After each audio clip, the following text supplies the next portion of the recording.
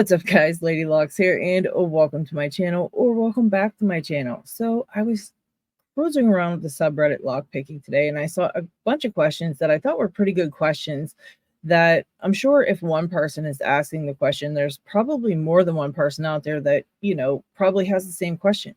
And I thought I would answer some of them in a video. Now, if you guys haven't been over to the lockpicking subreddit, you got to go check it out. It's actually very helpful if you are into Locksport and lockpicking at all. There's so many great pickers over there that can help you answer any questions that you might have, and just to get to know other people in the Locksport community. Now, there's also a Discord server for the Lockpickers United, so if you're not on Discord, you might want to go check that out. But I thought I would answer some of the subreddit questions that I saw that I thought were kind of interesting. So here we go. Let me go down the list because I found quite a few. The first one is, should I get top of keyway tension tools? Yes, you should. You should get all kind of different tension tools. I found that it's easier to use bottom of keyway tension when you start out, but you definitely are going to have to learn top of keyway because there's going to be locks that you just have to tension that way. And the more tension tools you have, the better. I might not have as many tension tools as I do lock picks, but I want to say that it's pretty close. And I definitely use more tension tools than I do lock picks. So like I probably have a tray here with probably 50 tensioners in it. And I've got like 4 lock picks sitting in my desk, sitting here that I use. So I alternate between quite a few tension tools and maybe a couple of lock picks. So yeah, get top of keyway tension tools for sure. All right, next up. Now this I did think was a good question as well. How do you know which hook to grab when approaching a lock for the first time? More importantly, how do you know when it's time to move on to a different hook? And how do you choose which hook to grab next? Edit, specifically pin and tumbler locks. So a lot of people answered this question and they had some great answers for it. And basically, you just start out with any old hook. And then, if it's tight warding and your hook's kind of dragging against the warding, then you could switch to a thinner hook. If you're trying to set a pin and you keep oversetting things and you can't get certain pins set, chances are you probably need a longer hook. So you want to switch to a longer hook. And it all just really depends on how you're doing picking it with whatever pick that you pick up currently. There's not really anything that specifies like you should start out with a certain hook. It's all just going by feel, which you will get the hang of as you keep doing it.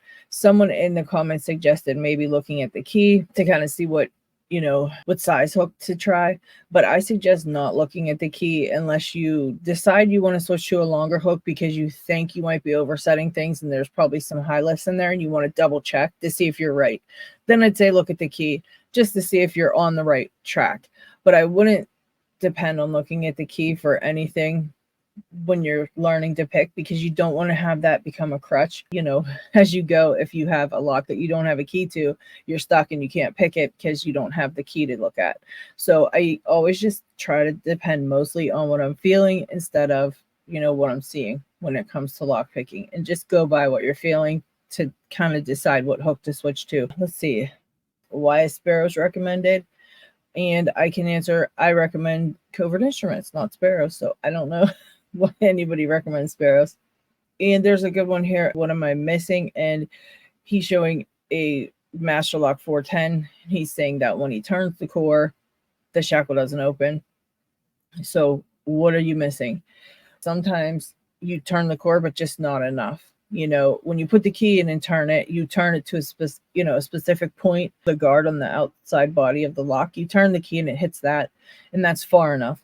But when you're picking it and you turn the core, you just might not have turned it far enough for it to hit that spot for it to release the shackle. So I would say just turn it a tiny bit more. Try not to pass that guarded spot, because if you do, you can actually accidentally rattle your core, and you don't want to do that.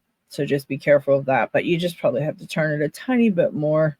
Why is my ABIS 5540's keyway so much more restrictive than the one posted on the Belt Explorer? And what I think that is because there is an ABIS 5540 out of the EU and one out of the US, and the one out of the EU is a little bit more restrictive. So the Europe model is a little more restrictive than the American model. So first challenge lock, I saw somebody posted their first challenge lock under check it out, have some pictures of their first challenge lock, really nice looking challenge lock.